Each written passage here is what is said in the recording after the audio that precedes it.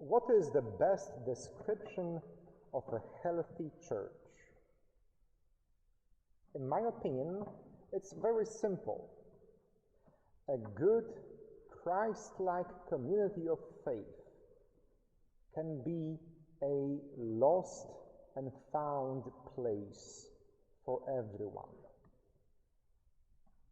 Even though Christians did not invent the lost and found office, in the best case scenario, we are, as believers of Christ, a place and a space where everyone who ever was lost at one point can be found again.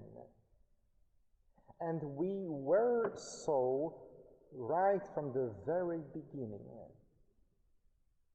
In the first reading assigned for this Sunday, we hear the story of Saul right after his conversion. I'm certain you all remember the famous scene as Saul was on his way to Damascus to persecute and arrest even more Christians. He fell off his horse, a donkey, or whatever other beast he was riding.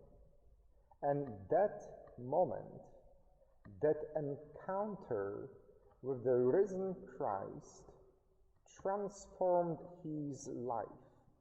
It turned Saul 180 degrees.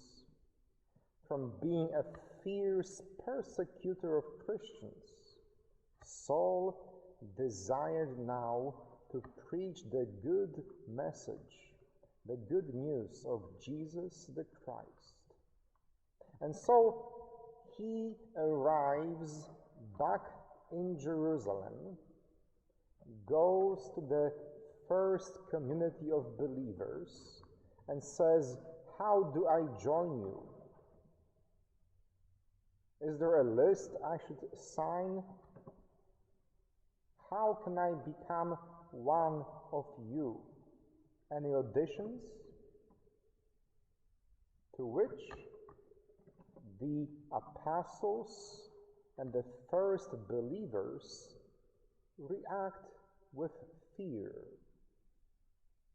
The Acts of the Apostles say, when Saul arrived in Jerusalem, he tried to join the disciples, but they were all afraid of him, not believing that he was a disciple.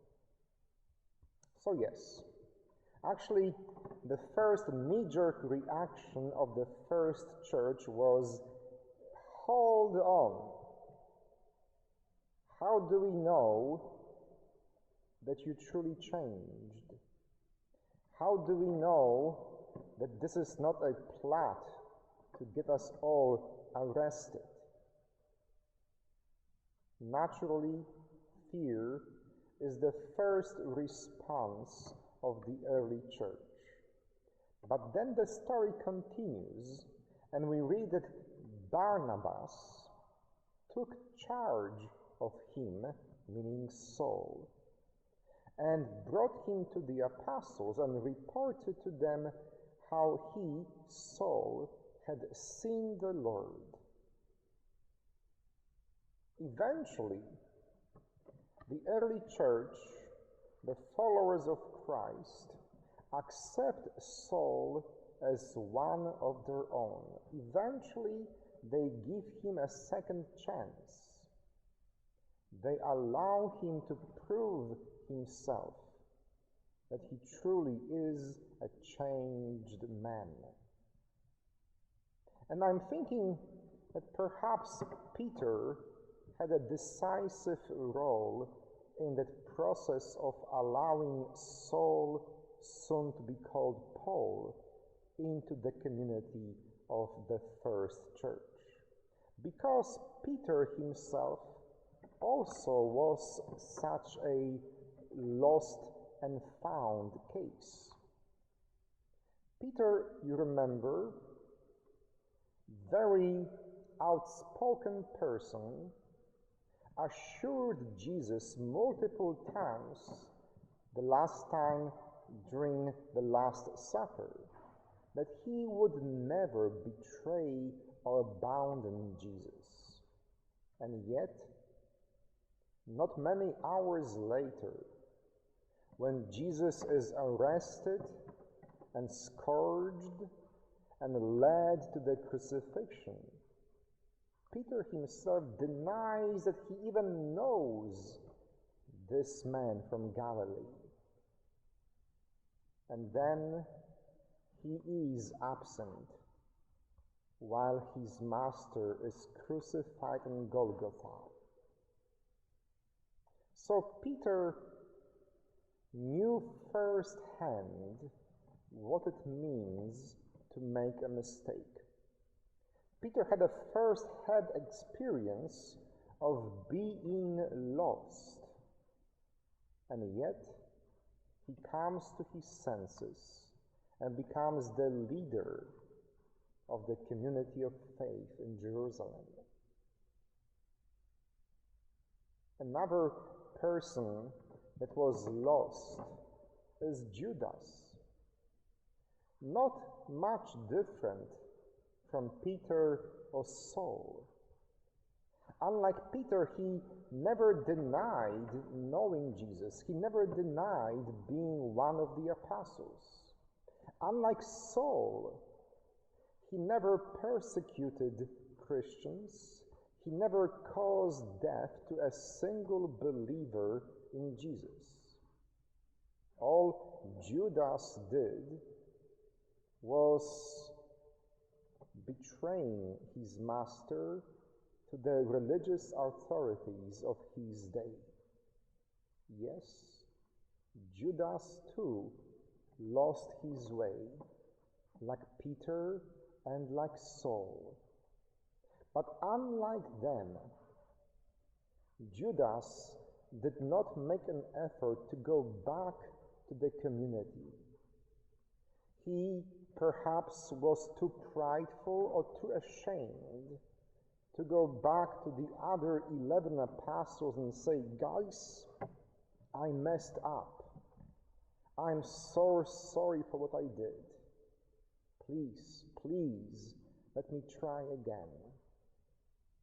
And we know how unfortunate Judas's story ends.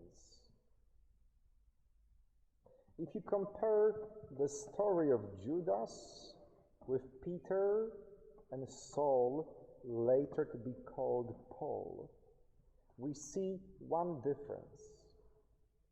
Both Peter and Paul made an effort to be reconciled with the community. And thank God, they were welcomed with open arms, even if initially with hesitation. Eventually, they were forgiven and embraced and given a place at the table. Judas never made this journey back to his community. For whatever reason, he judged himself too harshly and chose to end his life rather than to face his demons. My friends, as I said at the very beginning, a healthy church, a church that is truly Christ-like, is a community of lost and found. I guarantee that each one of us, like Peter and like Paul, had our moments of being lost. That each one of us did something we are ashamed of and we wish we never did. Like Peter, Paul, and Judas, there are pages in our stories we wish we could erase.